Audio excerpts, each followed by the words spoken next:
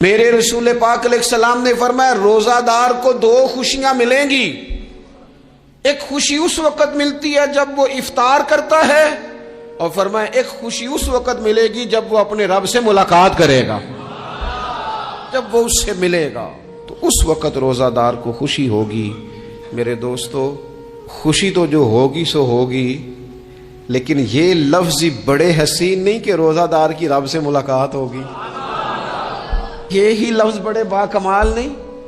ایک روایت میں تو یہ ہے نا کہ روزہ میرے لیے ہے، میں اس کی جزا دوں گا، اور ایک روایت میں یہ ہے کہ روزہ میرے لیے ہے اور رب فرماتا ہے میں خود روزے کی جزا ہوں.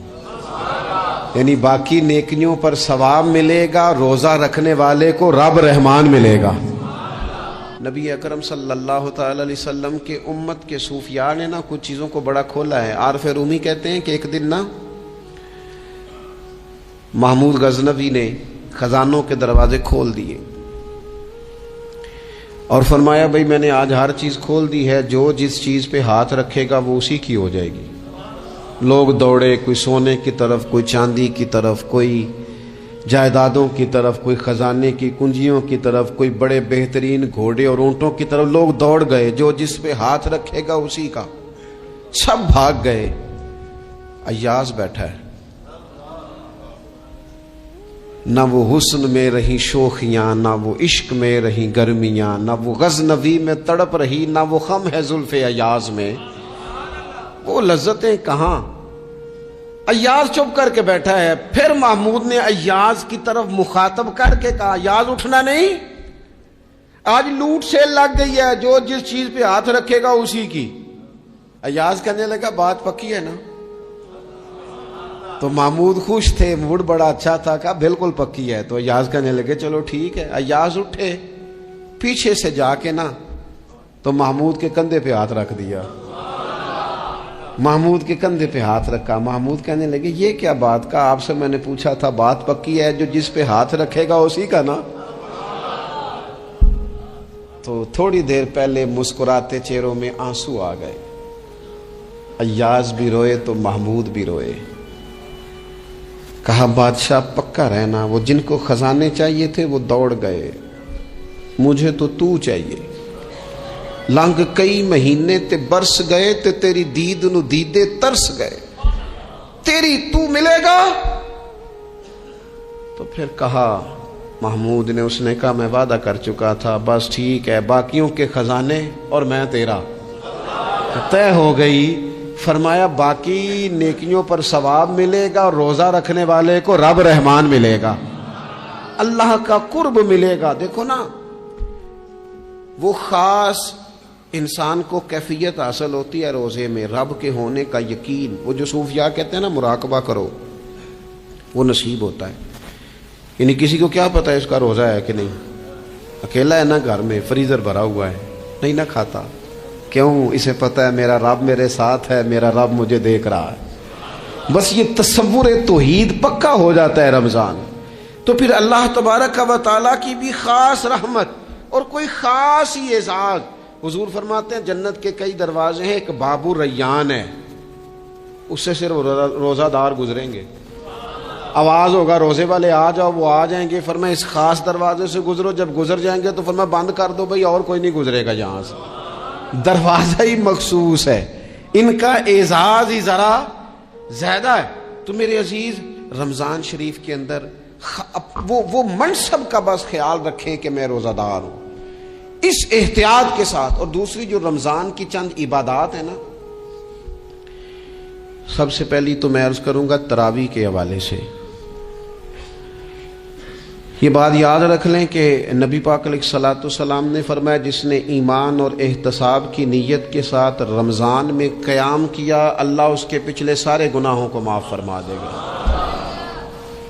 اور ایک مقام پر نبی پاک صلی اللہ تعالی علیہ وسلم نے بیان کیا، یہ مشکات میں موجود ہے. حضور فرماتے ہیں رمضان اور قرآن دونوں قیامت کے دن بندے کی شفاعت کریں گے. رمضان کہے گا یا اللہ میں نے اسے دن بھر کھانا کھانے سے باز رکھا، اور تیری بارگاہ کے حکم کے مطابق اس نے اپنے آپ کو ان چیزوں سے بچا کے رکھا. اور قرآن کہے گا مالک رات میں نے اسے نیند سے روکے رکھا. کیا مطلب؟ اس نے کھڑے ہو کے عبادت کی. اگرچہ اس سے مراد شارحین حدیث نے تراویح بھی لیا ہے، تہجد کی نماز بھی لیا ہے، صلاۃ اللیل بھی لی ہے، لیکن میرے عزیز یہ خاص ربط ہے قرآن مجید کے ساتھ تراویح کا. مسنون ہے رمضان کی راتوں میں قرآن مجید اور تراویح کا پڑھنا.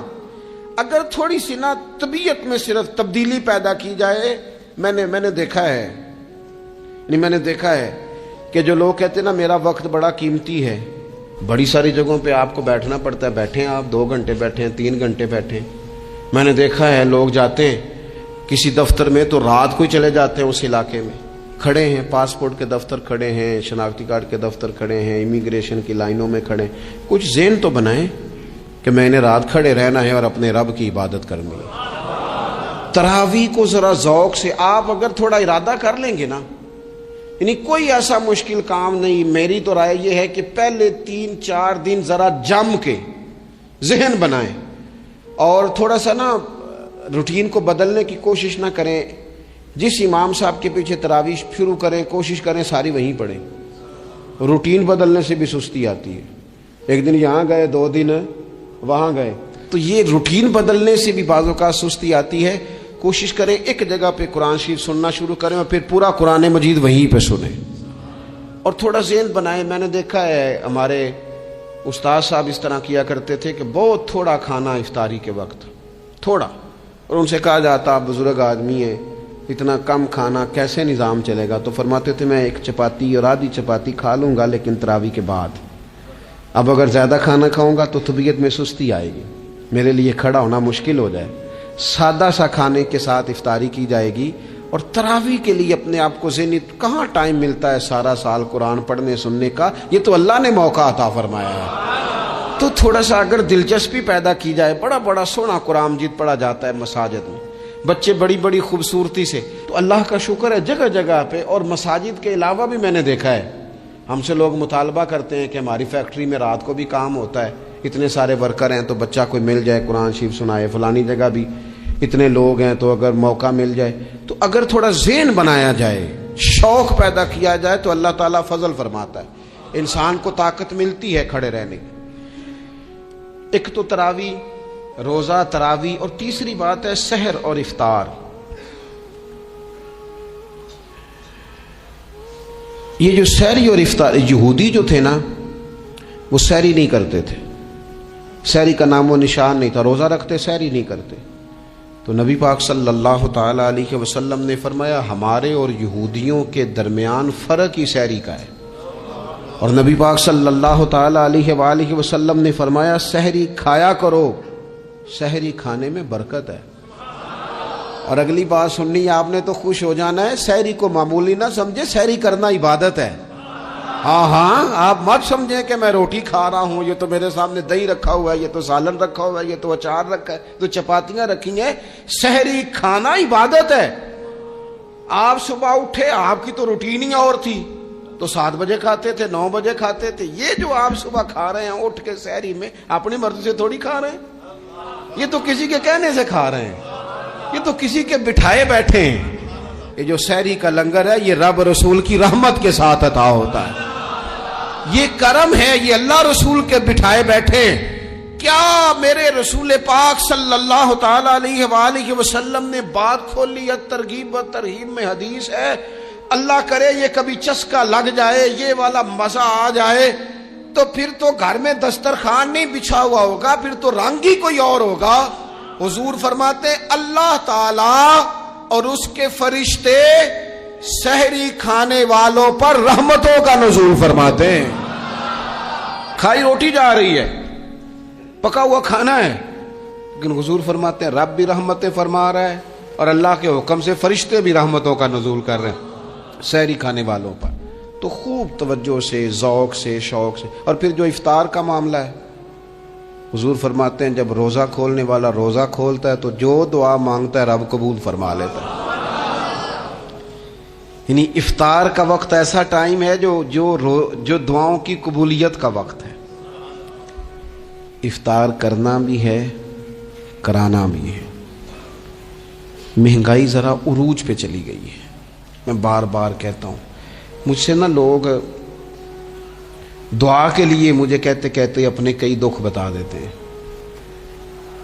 تھوڑا سا نا افطاریاں مہربانی فرمائیے گا سیاسی نہ کیجیے گا.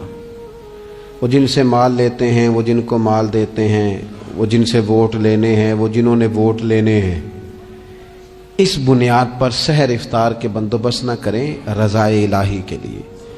میرے محبوب فرماتے ہیں جس نے رب کی رضا کے لیے کسی کو افطار کرایا، جتنا ثواب اللہ روزہ رکھنے والے کو دے گا اتنا افطار کرانے والے کو بھی عطا کرے. اور ایک حدیث تو آپ پڑھیں گے تو جھوم جائیں گے، سنیں گے تو خوش ہو جائیں گے. المعجم الکبیر میں موجود ہے. نبی پاک علیہ السلام فرماتے ہیں جس نے حلال کھانے اور حلال پانی سے کسی کا روزہ افطار کرایا نا، ذرا دیکھنا غریبوں کے گھروں کو جھانکنا، ذرا اپنے عزیزوں میں ایک نظر دوڑا لینا، ذرا رمضان کی نیت کر کے رمضان سے پہلے ہی غرباء تک راشن پہنچا دینا، ان کی فکر دور ہو جائے. وہ پہلی شام ہی اپنے بچوں کے ساتھ آسودہ حال ہو کے بیٹھیں. دیکھ لینا یہ نہ ہو کہ ایک بھائی کھول کے کھا رہا ہو اور دوسرے کے بچے منتظر ہوں کہ آج سحر افطار میں کیا کرنا ہے. اپنے گلی محلے میں دیکھ لینا. ہم اس رسول کے ماننے والے ہیں جنہوں نے فرمایا میں اسے مومن ہی نہیں جانتا جو پیٹ بھر کے کھائے اور اس کا ہمسایہ بھوکا رہ جائے. تھوڑا سا اپنے ارد گرد نظر ڈال لینا. المعجم الکبیر میں حدیث موجود ہے. اللہ کے پیارے رسول صلی اللہ تعالی علیہ وسلم نے فرمایا جس نے حلال پانی سے، حلال روٹی سے کسی کا روزہ افطار کرایا تو فرمایا فرشتے اس بندے کے لیے رمضان کے دنوں میں، رمضان کی گھڑیوں میں دعا کرتے ہیں، اور جناب جبریل امین اس کے لیے شب قدر کی رات دعا کرتے ہیں. حضرت جبریل شب قدر میں دعا کریں گے خاص رات، یا اللہ اس بندے پر فضل فرما، اس نے تو غریب آدمی کو افطار کرا. یہ ایک عبادت ہے، اس عبادت کا خیال کریں. پھر اعتکاف آئے گا، رمضان کے آخری 10 دنوں کا اعتکاف. اسلام میں رہبانیت نہیں ہے، لیکن کبھی کبھی سب سے کٹ کے اپنے رب کے ساتھ جڑ جانا. کچھ رات کی عبادتیں، کچھ تنہائی کے اذکار، کچھ درود و سلام کا ذوق. یہ ان ساری خوبصورتیوں میں سے ایک خوبصورتی اعتکاف بھی ہے. اللہ کے پیارے رسول علیہ الصلوۃ والسلام ہمیشہ اعتکاف کرتے. اور حضرت عطا بن رباح رضی اللہ تعالیٰ عنہ کیسی خوبصورت بات ارشاد فرماتے ہیں. فرماتے ہیں معتکف تو اس آدمی کی طرح ہے جیسے کسی بندے کو کسی کے ساتھ کوئی کام پڑ جائے نا تو وہ جا کے اس کے دروازے پر بیٹھ جاتا ہے کہ جب تک میرا کام ہوگا نہیں میں جاؤں گا نہیں. فرماتے ہیں یہ اعتکاف والا بھی آ کے رب کریم کے گھر بیٹھ گیا ہے کہ جب تک تو معاف نہیں کرے گا میں جاؤں گا نہیں، جب تک تو بخشش نہیں کرے گا میں اس دروازے سے ہٹوں گا نہیں. حضرت ابن عباس رضی اللہ تعالیٰ عنہ نبی پاک علیہ السلام کے روضہ انور کی طرف اشارہ کر کے کہا کرتے تھے زیادہ دیر نہیں ہوئی، اشارہ کر کے کہتے تھے زیادہ دیر نہیں ہوئی، اس روضہ مبارک میں آرام فرما. رسول رحمت علیہ السلام سے میں نے اپنے کانوں سے سنا ہے، اور جب یہ بات ارشاد فرماتے تھے تو روتے بھی تھے. فرماتے ہیں میں نے خود نبی پاک علیہ الصلوۃ والسلام سے سنا ہے کہ جو شخص اللہ تعالیٰ کی رضا کے لیے ایک دن کا بھی اعتکاف کرے گا نا، اللہ تبارک و تعالیٰ اس کے اور جہنم کے درمیان 3 خندقوں کی آڑ بنا دے گا، اور فرمایا ان کی مسافت زمین و آسمان سے بھی زیادہ ہوگی. یہ 3 خندقیں اتنی بڑی جن کی چوڑائی زمین آسمان سے بھی زیادہ ہوگی. ایک دن اعتکاف کر لے تو اللہ اس بندے کو دوزخ سے اتنا دور فرما دے گا. بہت سارے لوگ ہیں جن کو بڑا ٹائم ملتا ہے چھٹیاں گزارنے کے لیے، کبھی کسی سیاحتی مقام پر، کبھی کسی سیاحتی مقام پر، خرچہ بھی مل جاتا ہے، کام بھی ہو جاتا ہے، سارے سلسلے بن جاتے ہیں، بڑی بڑی جگہوں پہ لوگ جا کے ٹائم گزارتے ہیں. تو ایسا نہ ہو کہ 10 دن اللہ کے گھر میں بھی گزارے جائیں. علماء نے لکھا ہے کہ کوشش تو کریں ہر سال اعتکاف ہو، نہ ہو سکے تو چلو چند سالوں کے بعد ہو جائے. اور فرماتے ہیں کہ زندگی میں ایک دفعہ تو اس سنت کو ضرور ادا کرنا چاہیے. کوئی بندہ ایسا نہ ہو جو محروم رہ جائے، زندگی میں ایک بار صحیح پر اعتکاف کے ساتھ اپنے آپ کو وابستہ ضرور کرے. رمضان المبارک کے اندر آخری عشرہ شب قدر کی تلاش کا عشرہ ہے. اللہ کے پیارے رسول صلی اللہ تعالی علیہ وسلم ان 10 دنوں میں خود بھی عبادت کرتے تھے اور گھر والوں کو بھی جگایا کرتے تھے، اور اپنے اہل خانہ کو تاکید فرماتے تھے کہ اٹھو اٹھو آگے بڑھو. یہ آرام کرنے کے دن نہیں ہیں. ہمارے ہاں یہ ہوتا ہے کہ وہ جو آخری 10 دن زیادہ عبادت کے تھے, شب قدر کی تلاش کے تھے, وہ آخری 10 دن سارے بازار میں گزر جاتے ہیں. کپڑے سلوائے جا رہے ہیں, کپڑے خریدے جا رہے ہیں, جوتے خریدے جا رہے ہیں, واپس کیے جا رہے ہیں, دوبارہ لیے جا رہے ہیں, سفر ہو رہا ہے, آنا جانا ہو رہا ہے, عیدیاں بٹ رہی ہیں. تو یہ سارے کام جو آخری عشرے میں کرنے ہیں, جو زیادہ عبادت کے دن تھے, وہ سارے کام تو رمضان سے بھی پہلے کر لینے چاہیے. کپڑے رمضان سے پہلے خریدے جائیں, پہلے سلوا لیے جائیں, جوتے پہلے لے لیے جائیں, ضرورت کے کام پہلے کر لیے جائیں. جہاں آپ کو جو بانٹنا ہے وہ رمضان سے پہلے کریں. وہ مفت کی اپنے دل کو مطمئن کرنا کہ اب میرے پاس یہ بڑے, میں خیر کا کام کرنے نکلا ہوا ہوں, میں عیدی بانٹنے جا رہا ہوں, یہ پہلے بانٹنے تھے. یہ عجیب بات ہے کہ جو زیادہ وقت مسجد میں گزارنے کا ٹائم تھا وہ سارا ہم نے ضائع کر دیا. وہ ادھر ادھر بازاروں کی نظر ہو گیا, میل ملاپ کی نظر ہو گیا.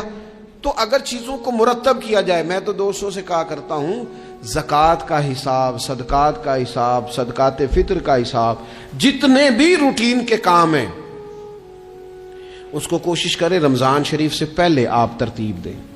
آپ ان چیزوں کو پہلے سے مرتب کریں تاکہ وہ بہترین ہو جائیں. ہم تو اس دین کے ماننے والے ہیں جہاں نیت کرو تو اجر شروع ہو جاتا ہے. آپ رمضان کی نیت سے جو آج خرچ کریں گے اس کو اللہ تعالیٰ رمضان کے ثواب کے برابر ہی اجر عطا فرمائے گا. لیکن وہ ہم نا کچھ لوگ بڑا ایک صاحب مجھ سے کہنے لگے, جی میں نے سنا ہے صدقہ فطر آخری عشرے میں ہی دینا چاہیے. میں نے کہا آپ کا پروگرام تب دینے کا, اس لیے آپ نے یہ گاڑا کر کے سن لیا, ذرا اس کو آپ نے زیادہ غور سے سن لیا ہے. آپ جب ضرورت محسوس کریں, جب آپ سمجھیں کہ کسی کو ضرورت ہے, ضرورت کے وقت کوئی چیز کام نہ آئی تو پھر کب جا کے کام آئی.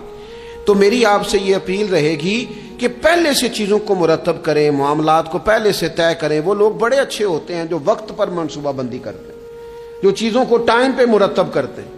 وہ ٹائم جو ہمارا بالکل اللہ کی بارگاہ میں حاضری کا ہے, عبادات کا ہے, اگر وہ سارا گاڑیوں کی نظر ہو جائے گا, اسفار کی نظر ہو جائے گا, تو ہم نے حاصل کیا کیا. ایک بات آخر میں بڑے درد کے ساتھ آپ کی خدمت میں عرض کرنی ہے, ہر سال کہتا ہوں, اس سال بھی کہوں گا, ذاتی اخراجات کو کچھ کم کیا جائے. ذاتی اخراجات نہ کچھ لوگوں کے بہت زیادہ ہیں, ان کے اپنے لباس کے, کپڑوں کے, اور وہ اخراج. میں نے پچھلے جمعے بھی کہا تھا, اسلام ذبائش کی اجازت دیتا ہے, نمائش کی اجازت نہیں دیتا. نمائش والے کام اگر تھوڑے چھوڑ دیے جائیں کچھ بھی نہیں ہوتا. میں تو شاید اگر میں سینکڑوں کہہ دوں تو غلط نہیں ہوگا, لیکن 20 تو لوگ ایسے ضرور ہوں گے کہ جو عید ساری سو کے گزارتے ہیں, سارا دن سوئے رہتے ہیں. پتہ نہیں وہ اتنے مہنگے مہنگے کپڑے کس لیے خریدتے ہیں.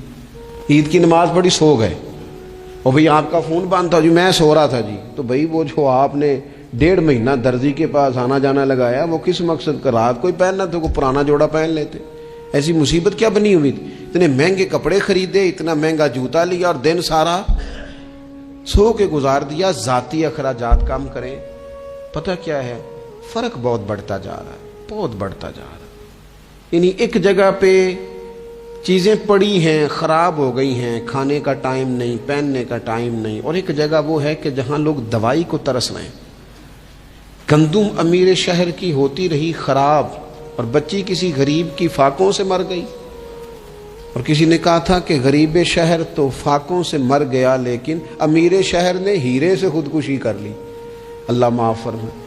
تو بہت ساری جگہوں پہ لوازمات زیادہ ہیں, اخراجات زیادہ ہیں, تکلفات زیادہ ہیں. اس رمضان میں مہنگائی کا جو زور ہے, حالات کی جو سنگینی ہے, اور تھوڑا پیچھے جائیں تو غریب علاقوں میں جس قسم پرسی کے ساتھ لوگ اپنا وقت بتا رہے ہیں, اگر صرف امیر لوگ اپنے کچھ ذاتی اخراجات کو کنٹرول کرنے میں کامیاب ہو جائیں تو بڑے سارے لوگ ایسے ہیں جن کے لیے وہ خوشیاں بانٹنے کا ذریعہ بنیں گے, اسباب. اور ویسے بھی زندگی سادہ کریں, آسان ہو جائے گی. زمین پر چلیں, آپ محسوس کریں گے کہ زندگی بہتر ہو گئی ہے, آسانی والی ہو گئی ہے. اللہ کی بارگاہ میں دعا کرتا ہوں